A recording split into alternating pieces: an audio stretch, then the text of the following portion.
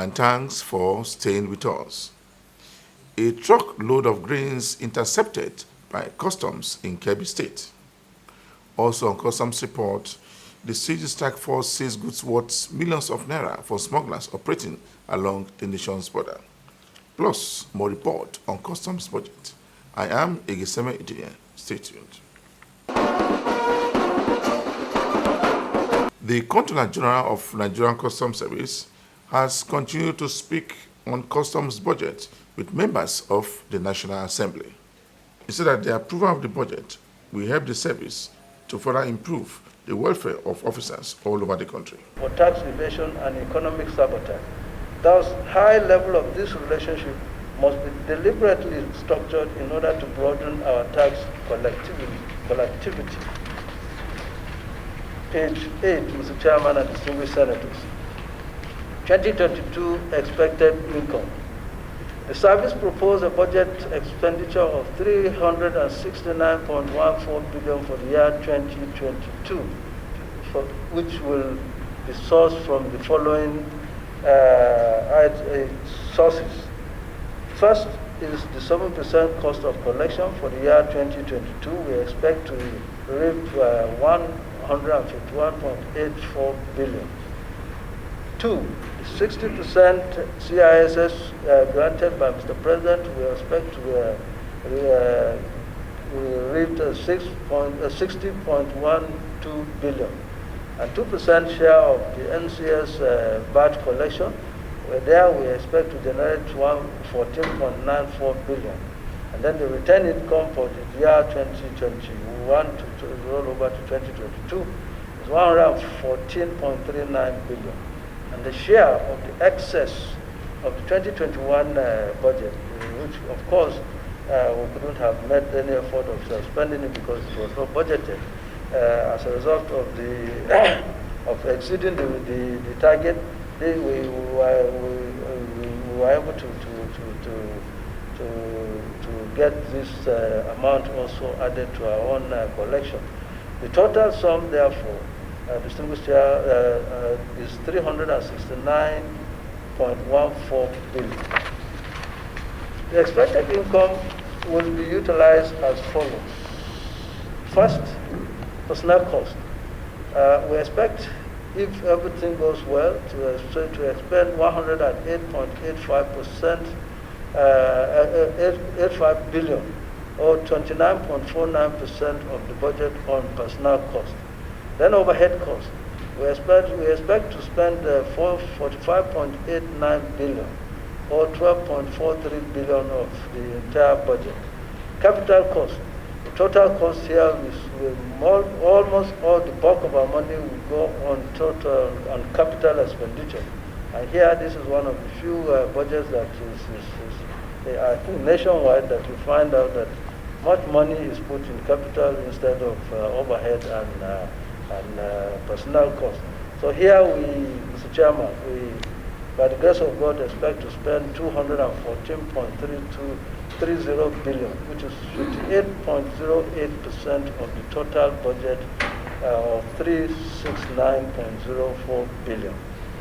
Major highlights of the proposed budget expenditure. Personnel cost for 2022. The nominal roll of 15,004 personnel and 3,200 expected recruitment of cadets are used in estimating the personnel cost of 108.85 billion, which comprises of 86.50 billion is an allocation for personnel salaries and allowances. 7.73 billion is provision for employers' contribution under the National Pension Scheme. 3.93 billion is a provision for employers' contribution to National Health Insurance Scheme, NHIS. He speaks on the budget and customs expectation. And then I start with item 2 there, which is the review of the 2021 approved budget performance. Revenue performance of 2021 budget. The approved revenue target for the year 2021 stood at 1.679 trillion. The service collected a total revenue of 716 trillion for the period of January to December 2021. When compared to the approved revenue target of the same period, January to December 2020, the service surpassed its target by 504.34 billion, or 41.63%. The service also collected the sum of 525.06 billion as value-added tax on imports from January to December 2021, thereby bringing the total collection for the year 2021 to 2.241 trillion for the period under review. Page 3.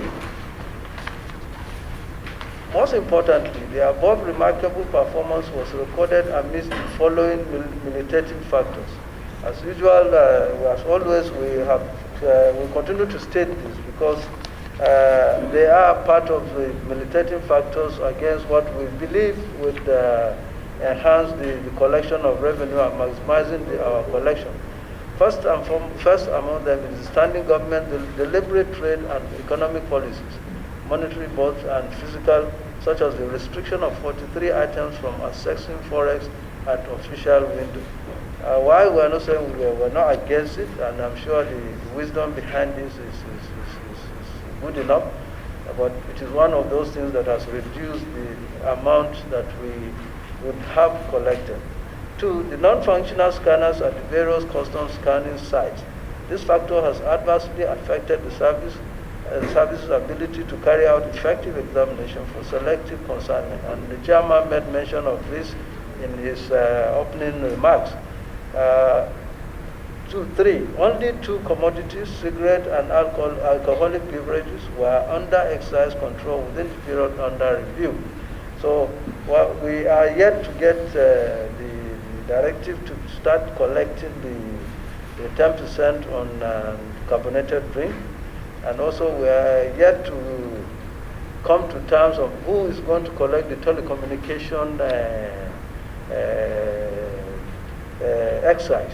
That is still under process, and it is our hope that before the end of the first quarter of this year, we will precisely get go ahead to start collecting, because every day that passes by, we are losing revenue.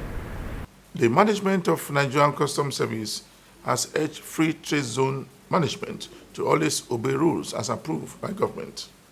The advice came from the CG of Customs, who was represented by Deputy Controller General of Customs in charge of excise in Abuja. The DCG said that the Customs is ever ready to assist the free trade zone management on goods and policies as approved by government. We know, and everybody here should know, that the free trade zones are a different entity. They operate different laws other than the laws that guide Nigeria. We in Custom know that very well. And that is why we make sure that all the stops, all the checks that happen to general goods on imports are not done in these free zones. Answer: if and when a free zone imports their raw materials, if they start documentation on time, you won't tell me that we don't have enough escort officers. It is only when you now come, I want this transfer to be tomorrow. There are other requests for goods going to other places. We have inland containers.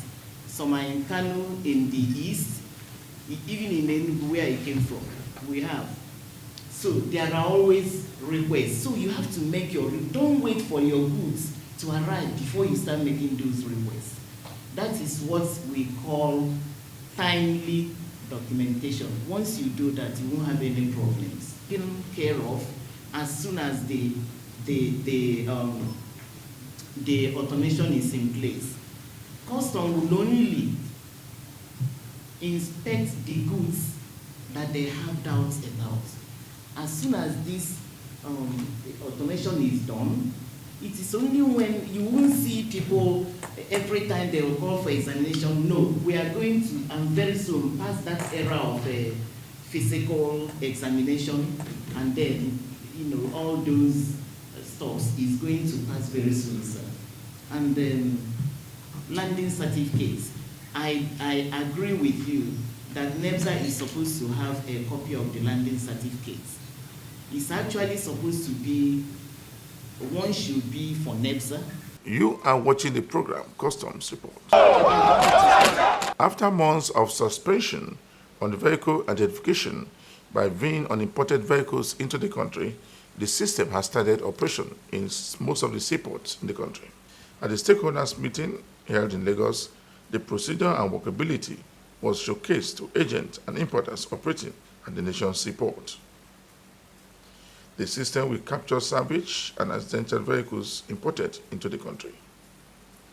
At the workshop, Customs Area Controller of Upper Customs Command described the VIN as a good policy for the government. Yeah, it's a very fruitful discussion, and we thank God and we thank the CGC and the management team for making sure that the service is now going to be digitalized through the automation of VIN value and all other custom procedures. And that's not enough. We also carry our stakeholders along to ensure that we share our vision together. And the vision of today is to make sure that VIN valuation is being automated and deployed immediately after their acceptance. And good enough, the acceptance is very clear. They have seen it, and we also assure them it's a transition process which cannot be achieved only one day. So some of the things that we cannot be able to resolve has been forwarded, and they have agreed for the deployment, and it's a milestone that we have achieved today. Issues has been addressed because when it comes to deployment of an application, particularly an application like that, you must have a teething problem, and we need to have to carry people along so that we share views and understand the process. And that is what we achieved today. Before this, we have called them to Abuja, and at Abuja, we have discussed these issues extensively. We have demonstrated it through the passive server, and we have showed them a presentation. They have accepted the presentation, and still before deployment, the management said, no, let us come still and show them that this is actually what is going to be on board. And we have shown them what is going to be on board, and they accepted what is going to be on board, and definitely is going to be a win-win situation for both the stakeholders and the service, because a human contact is now going to be removed. Simplification of the procedures as well as automation of the procedures is going to be informed. The controller in charge of violation in Abuja has this to say on the system. What we expect the various agents to see as value while making declaration. We have applied the appropriate linear depreciations on values and have arrived at something values that are acceptable. The essence of this is for unification of values. But prior to now, every command uses this different value base. And there are a lot of complaints and outcries. So this is to just harmonize and unify and simplify the clearance process for them and facilitate trade. There'll be an upgrade. Like I explained earlier, the years allowed for vehicles now is 12 years by the federal government policy. If it changes tomorrow, we update it. So what it means now is that we have stopped in the year 2013. By next year, 2023, 2013 will no longer be there. It will now be 2014. That will be automatically done in the system. We're satisfied because it's my baby. It's emanated from the valuation unit. I am controller of valuation headquarters. So everything done today, I'm happy about it, simply because I have succeeded in making this workable. So I'm happy. Well, the essence of this, of course, is to ensure that hitchhiked vehicles that were being smuggled or undervalued and all that manners of abuse will be nipped on board. So it will lead to increase in revenue because more declarations will now be made.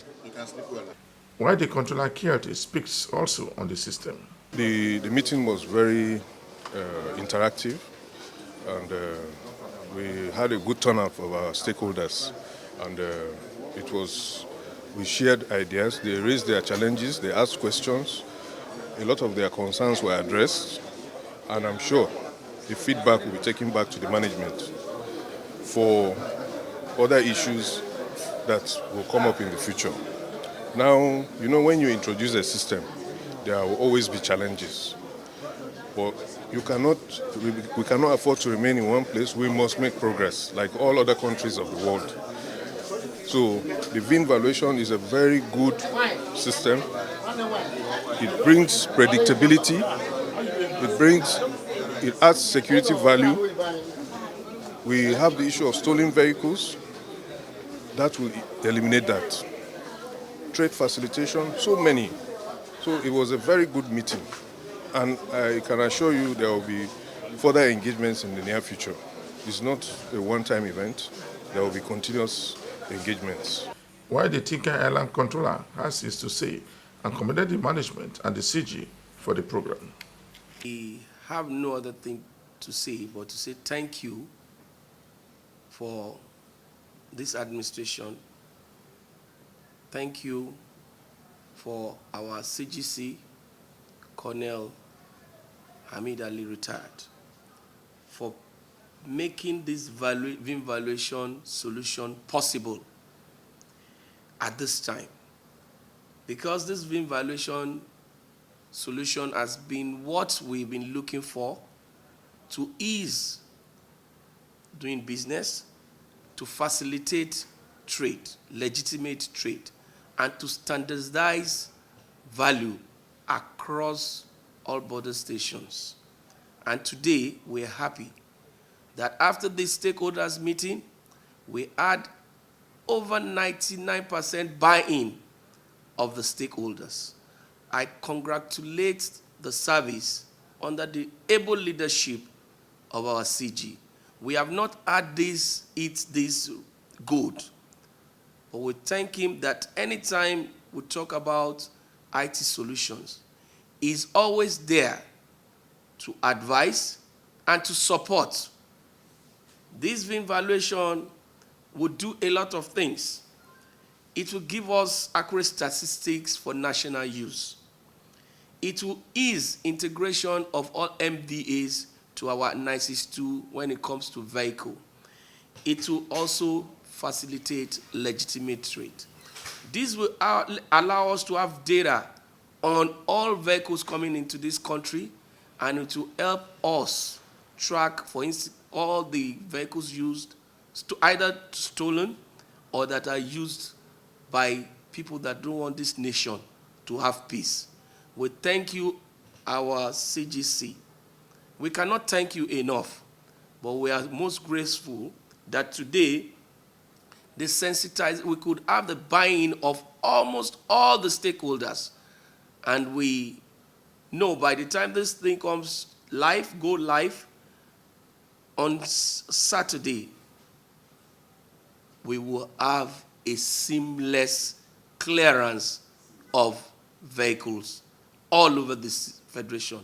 It has not happened like this before, but under your leadership, we thank you so much, and we pray that God, in his infinite mercy, will be with you. Revenue will increase because there would be no rancor, there will be no negotiated price. It's a standard price for all vehicles.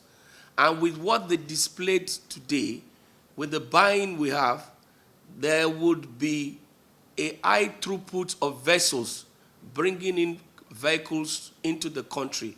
So we expect a sporadic revenue increase with this VIN valuation service because it has standardized value across all border stations, both land and sea. So and like I said before, revenue would generally go up, and it will also help us security-wise. The Nigerian Customs Service intercepted a truckload of grains in Kebbi State.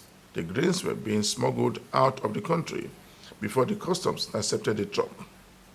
The customs area controller said that the customs will not condone any act of smuggling in and outside the country. He speaks more on this issue.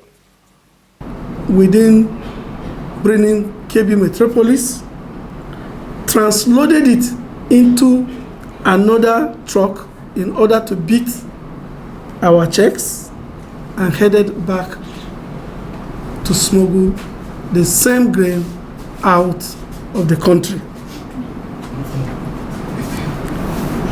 Unknown to this person, the command had detailed an officer to monitor the movement of this truck when it was released to him on the promise that it was going to be returned to Kaduna State. He got some elements who assured him that with or without the support of the customs, they were going to help him smuggle these grains outside the country. Therefore, in order to properly disguise, they took the trailer somewhere, transloaded it into another trailer, and headed back.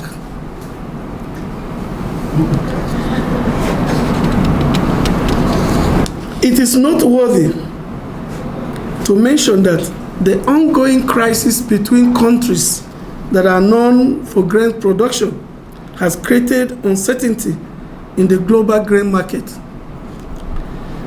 As countries look elsewhere for these essential products, it is imperative to secure our local products such as not to be plunged into food crisis.